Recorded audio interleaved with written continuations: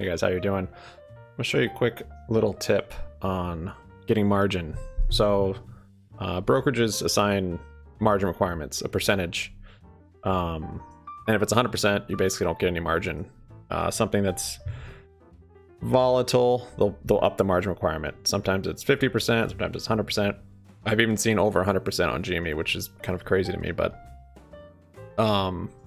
basically, the lower the margin percentage, the more money you can borrow on margin to buy shares. And I think it applies to options as well.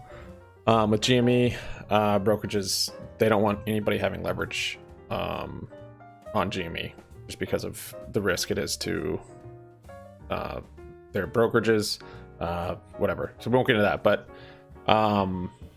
anyways, for any stock this applies to that has 100% margin requirements, or even if it doesn't, this will give you more buying power, basically like buying on margin. So one thing you have to have though is you already have to have shares of the company, and then you can get more buying power to buy more shares if you want. There is a risk, but yeah, look at that SPY moving in after hours. Anyways, so it says I have 35 grand in cash buying power right now, which I don't. That's actually all right now from the buying power I got from this trick. And it's simply, if you have the shares of the stock on this account, I have 2,000 shares of GameStop, and I don't have any, you can't get margin on E-Trade with GameStop. So what you can do is you can buy puts on GameStop or whatever stock you're trying to get, basically use as collateral. That's what you're doing here, using as collateral. So when I buy this put, I'm agreeing to sell my share, my 100 shares per contract at that strike price by that date. So what the brokerage goes and does is they say, okay, he's basically putting up these shares as collateral. We will give him buying power that's equivalent to that. So I have 2,000 shares here. Say if I wanted to buy one put at $20 for next Friday, that would free up $2,000 worth of buying power, because they're saying I am agreeing to, or I have the right to sell these shares at $200 or at $20 a share, which would cost $2,000. So every put that you open, long puts, these are long puts, these aren't short puts, it will free up buying power, and they'll call them protective puts, because that's what they are. They're basically protecting themselves with your shares. They're using your shares as collateral.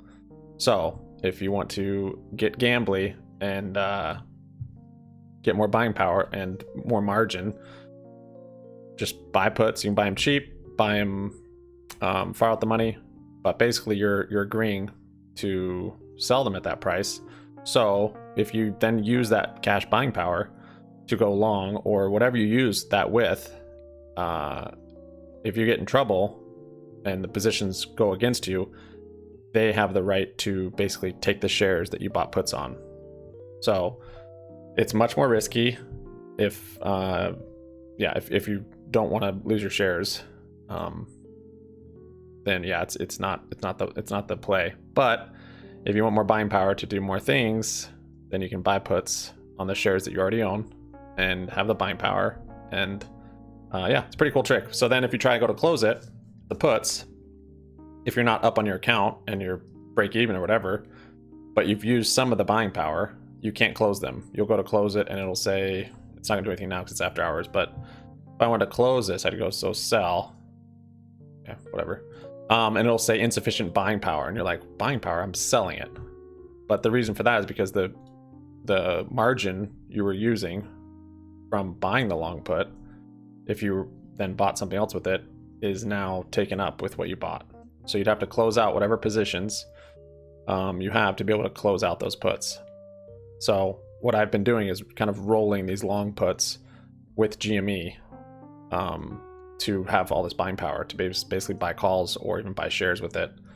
And then yeah, little 100% margin hack where you can get all your margin that you want and still trade with it, but you're putting up your shares as collateral. So, or any other part of your account basically, because then you get a margin call if stuff goes against you too bad or too far, and your shares are basically what they hold. So that's what I got. Thanks for watching, guys. Sub up, like up, comment down. Happy money sticks around. Peace out.